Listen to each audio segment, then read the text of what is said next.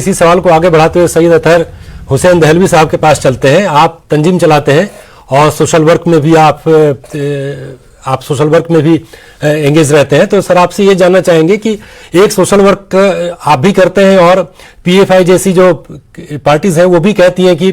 हमारा social work है और पॉलिटिकल वर्क है, लेकिन उनके ऊपर जिस तरीके से कार्रवाई हो रही है, आप जैसे लोग जो है इनके ऊपर तो कोई उंगली नहीं उठाता,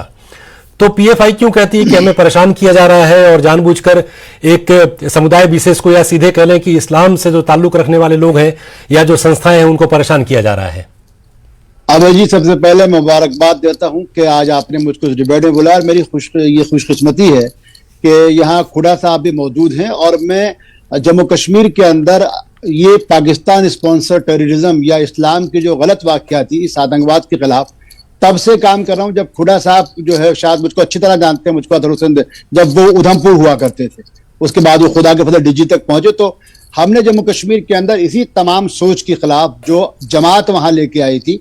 और उसके बाद उन्होंने उसको एक पॉलिटिकल मोटिव बनाया, उसके बाद वो आतंकवाद की तरफ लेके गए, तो जो 91 से हम काम कर रहे थे वो है। और एक दिलचस्प बात अभय जी, आपको और बात मालूम होनी चाहिए, जो खुदा साहब ने भी इस तरफ इशारा फरमाया। अगर आप गूगल सर्च करेंगे, 1999 में अंजुमन मिनहाज रसूल का एक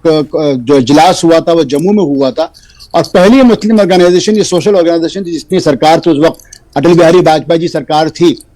और हमने उनसे ये अपील की थी कि अब एक ऐसी एजेंसी की जरूरत है जो आतंकवाद के लिए बहुत मौसर हो, तो कम से कम आज एनआईए के रूप में हम उसको देख रहे हैं।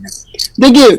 सत्ता का विरोध करना, जैसे हम इससे पहले कहा गया, सत्ता का विरोध करना, सत्ता की नीतियों का विरोध करना हम सबका एक दस्तूरी हक है, लेकिन जब हम राष्ट्र उसी सत्ता के विरोध को राष्ट्र विरोध में लेके आते हैं तो उसका समर्थन किसी सूरत में नहीं किया जा सकता।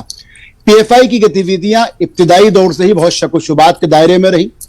लेकिन शुरू के मैं समझता हूं 2007 से लेकर 14 तक और फिर 14 से लेकर अब तक उस पर कहीं ना कहीं खामोशी रही, जिस बात पे भी मुझको कहीं ना कहीं हम कहते रहते कि भाई आप इस पे कार्रवाई होनी चाहिए, इस पे कोई ना कोई हमको। आप शको शुबा की बात कर रहे हैं, किस तरीके की शको शुबा की बात कर रहे हैं आप? उनकी गतिविधियां ऐसी क्या थी जिससे आपको लगा कि वो ठीक नहीं है?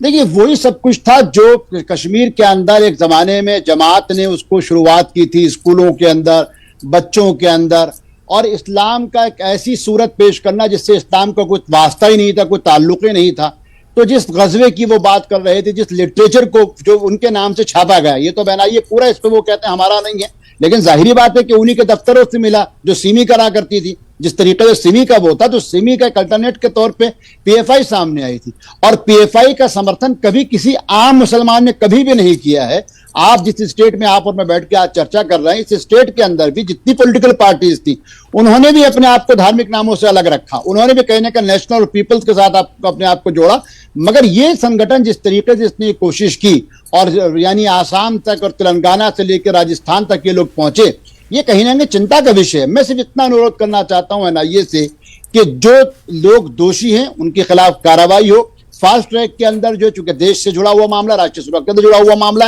हो, लेकिन कहीं ना कहीं इनके विचारों से भ्रमित होके जो आम आदमी, आम लोग जो उसके अंदर आए हैं, उनके साथ भी जो वो इंसाफ होना चाहिए। मैं अब खुदा साहब से एक बात पे मुत्तफिक नहीं हूं कि रेडिकलाइजेशन कहीं पर भी हो, किसी भी बुनियाद पर, रेडिकलाइजेशन से बहुत चीजें निकलती हैं, तो रेडिकलाइजेशन किसी भी बुनियाद पर हो, क्या वो मान साहब एमपी चुन के आए और एक चुना हुआ एमपी जो है वो वहां पे खड़े होकर जो है वो खालिस्तान मूवमेंट के सबसे बड़े आतंकवादी को जो है वो श्रद्धांजलि अर्पित करे, क्या वो हो, क्या पीएफआई हो, या कोई भी हो, रेडिकलाइजेशन वो किसी भी सूरत में हमको बर्दाश्त नहीं करना चाहिए। वक्त आ चुका है। मैं यहाँ पे आपके माध्यम से, आपके वसीले से उन लोगों को जो पीएफआई, देखिए मैं अपने समाज को, पूरे भारतीय समाज को संबोधित करके बात करना चाहता हूँ कि